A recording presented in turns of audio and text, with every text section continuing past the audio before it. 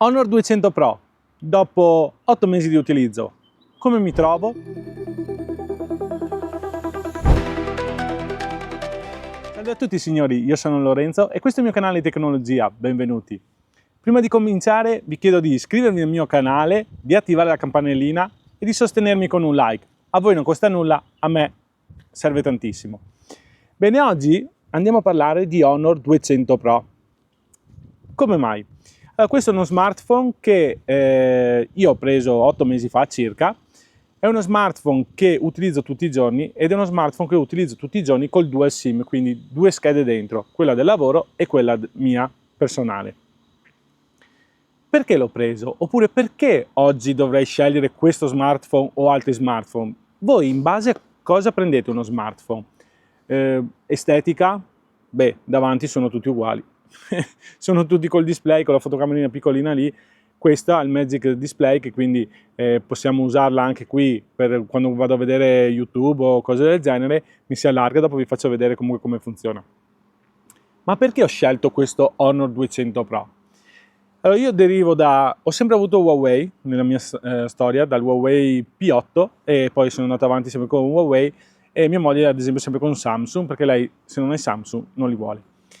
Bene, io dopo un'esperienza molto positiva con Samsung S22 Ultra, un telefono che aveva una fotocamera da paura, veramente quello lì aveva una fotocamera molto valida, non si inceppava mai.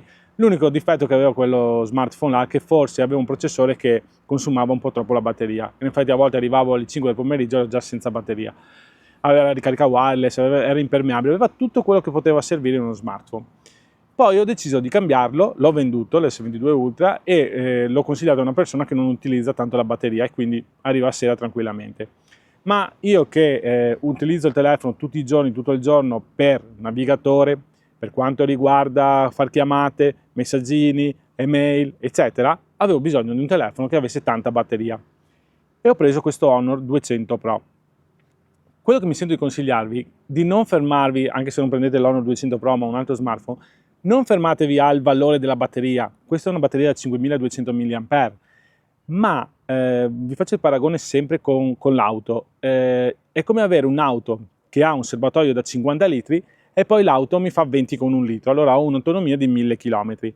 Ma se io ho un'auto sempre con 50 litri, ma che mi fa 10 con 1 litro, ho un'autonomia di 500 km. Qui è la stessa cosa, perché qui abbiamo un processore, un Snapdragon 8S Gen 3, che è un processore che consuma veramente pochissimo. Consuma poco anche quando è sotto sforzo, non scalda, a differenza dei processori che avevamo sul Samsung S22 Ultra negli ultimi, e lì dopo torniamo un attimo e vi parlo, scaldava tantissimo e consumava tantissimo, perché quando scalda significa anche che sta consumando, perché l'energia si trasforma in calore.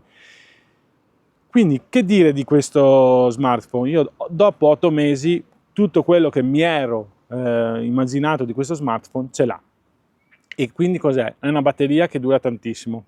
Se ho la batteria che alla sera arrivo al 20%, ho la carica a 100 watt supercharge con suo alimentatore da 100 watt, lo colleghi dal 20%, 8-9 minuti sei già al 70-80%. E quindi già lì, devo andare via, ok, arrivo a casa, collego, vado a farmi una doccia, vengo fuori, già carico. Impressionanti 100 watt. Ha una ricarica wireless da 66 watt, ok? E dopo perché scegli un telefono? Torniamo a ripetere, è estetica, questa è l'estetica, bella perché ha la colorazione fatta così, ma intanto dopo andiamo a metterci la cover perché così è difficilissimo da tenere perché scivola come una saponetta, meglio se non di una saponetta. È bello perché questa fotocamera qui è elitica, alcuni piace, alcuni no, vedete anche un bel spessore comunque come fotocamera. Ma ad esempio un'altra cosa che io ho notato dal mio Samsung che aveva sempre le fotocamere sporche, nonostante fossero dentro le fotocamere in rientrante. Guardate qua, dopo 8 mesi, allora, la fotocamera non si sporca mai, io non l'ho mai trovata piena di aloni, mai.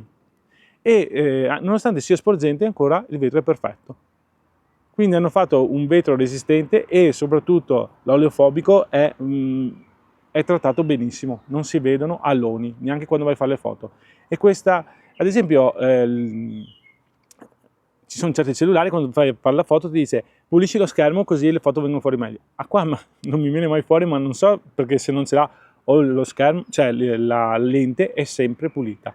Ha una tripla fotocamera da 50 megapixel, fa delle foto ritratto da paura perché è una modalità ritratto certificata Harcourt, e dopo non posso farvi vedere delle foto ritratto perché non so se per privacy si possa far vedere le foto che ho fatto, ma credetemi che siamo andati a manifestazioni medievali eccetera, e fa di quelle foto da paura, veramente le foto ritratto, soprattutto in bianco e nero, è tanta roba.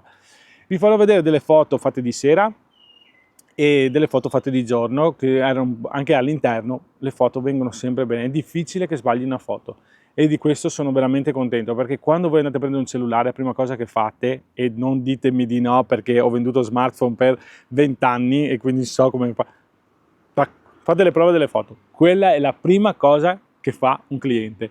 Quindi la fotocamera è importante per uno smartphone anche, ma intanto io non la uso, un cavolo, la fotocamera è la prima cosa che si va a controllare e a guardare, quindi questa è una buona fotocamera? Sì.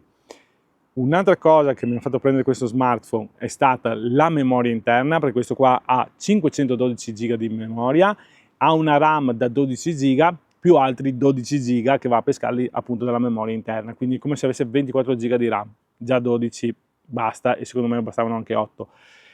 Perché vi dico che bastano? Perché comunque io con questo smartphone faccio il montaggio dei video. Tutti i video che vedete di Lorenzo Carbonera e di Espertone sono tutti montati con questo cellulare qua. A parte quelli di prima che erano montati con il Samsung, o prima ancora erano con un altro Samsung. Ma negli ultimi 8 mesi io ho montato tutto con questo qua. Quindi non si è mai inceppato, non si è mai bloccato il mio programma di appunto di editing, e lì sapete che c'è tanta richiesta perché sono tutti video, soprattutto quello delle auto, in 4K e questo li ha fatti tranquillamente. Quindi adesso vi faccio vedere un attimo la capsula attiva, come funziona, e ho messo una canzone, vedete che qua sta andando il flusso di come sta suonando eccetera. Io se vado all'interno qui, premo questo tastino qua, vedete qua dove c'è la capsula, lei si apre ed è attiva, posso cambiare le canzoni eccetera, senza tornare dentro sull'applicazione, basta solo che vado lì.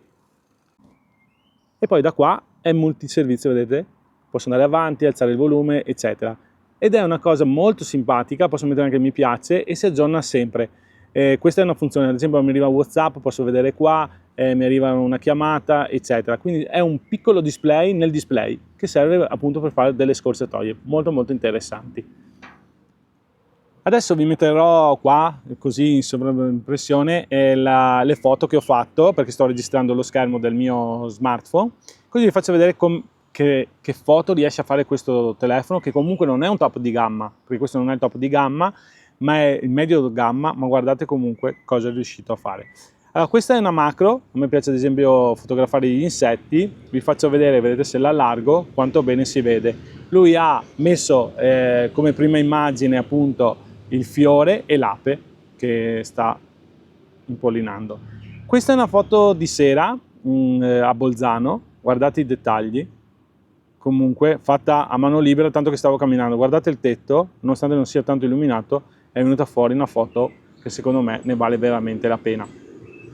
Questa invece è una foto all'interno e qua volevo farvi vedere i dettagli della luce, che comunque si vede molto bene, e vedete che il tavolo è nero, quindi avevamo anche una parte molto buia, ma guardate che foto ha fatto. Guardate anche questa qua, che è sempre gli stessi piatti, stesso tutto, guardate anche l'acqua, perfetta, secondo me. Questa è un'altra foto fatta di sera, questo qua è un hotel, e guardate i dettagli del muro, di come è stato pitturato, eccetera, ma non ha sbagliato un niente. Torno a ripetere, queste sono tutte foto fatte punto e scatta, via. Perché non si ha tempo quando si cammina. Questa è una foto in bianco e nero che mi piace perché è venuta buia, ma volutamente buia. Questa è una foto invece di un mosaico di un presepe, molto bello, ma guardate anche il dietro, comunque non l'ha perso, nonostante la luce era soprattutto su questa immagine, guardate che bene che si vede. Ecco, questa è una foto molto particolare perché è molto difficile da fare, nel senso che non per me, io punto, scatto e faccio la foto, ma per lo smartphone e per i sensori. Ma guardate comunque i fuochi d'artificio, che sapete che durano un secondo, lui è riuscito a prenderlo. Questa è una foto del Duomo di Milano di notte e guardate, sembra giorno, cioè ha fatto tutto lo sfondo nero e lui messo lì, molto Bene, questa è una foto sempre lì a Milano, di notte, era Natale, sotto Natale, e guardate comunque anche l'albero di Natale com'è illuminato. Bene. Questa è un'altra foto fatta all'interno di un negozio e guardate anche qua, i dettagli sono praticamente perfetti. Questo sono io, ho fatto la fotoritratto, io ero un po' spettinato, però vabbè, adesso bene.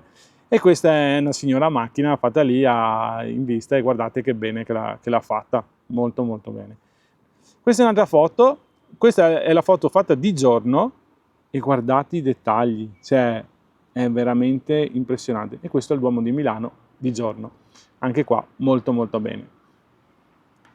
Bene, allora spegniamo un attimo, eccoci qua e torniamo a noi. Prima vi stavo dicendo appunto dei processori che scaldano tantissimo, che consumano tantissima batteria, quindi attenzione prima di acquistarlo, magari uno smartphone, guardate che processori sono, perché gli ultimi processori che sta mettendo su Samsung vanno da Dio e scaldano pochissimo. Quello che volevo dirvi io, ho mio cognato ad esempio che ha preso il Samsung S24 e mi hanno detto che la batteria dura poco. Io ho detto vai tranquillo che la batteria dura è grande come quella dell'S22 e dell'S23, ma il processore che consuma poco. Infatti lui riesce a fare un giorno e mezzo e il telefono lo usa tutto il giorno perché è responsabile di un'azienda, e lì lui ha detto io riesco a fare un giorno e mezzo con la batteria, con un telefonino che ha una batteria da 3700 mAh se non sbaglio. Quindi non guardate tanto la qualità cioè la quantità della batteria, ma guardate più che altro il processore quanto consuma. Tutto lì. Bene signori, vi lascerò il link in descrizione fin quando lo potete trovare, perché adesso è uscito l'Honor 400 400 Pro che penso andrà a sostituire questo, però vedo che il prezzo di questo non è sceso tanto, vi lascerò comunque il link in descrizione se volete acquistarlo. Io non posso dire solo che bene di Honor, perché secondo me Huawei, vi ricordate che Huawei aveva Honor era una costola di Huawei, che poi si sono divisi per mantenere appunto i servizi Google che Huawei invece non ha potuto mantenere. Ma qua io ho ritrovato tanta tecnologia che era del Huawei, soprattutto sulle fotocamere, e ne sono veramente soddisfatto. Basta, vi lascio il link in descrizione. Se il video vi è piaciuto mettete un bel like, iscrivetevi al canale che è gratuito e attivate il tasto delle notifiche. Grazie a tutti, ciao ciao!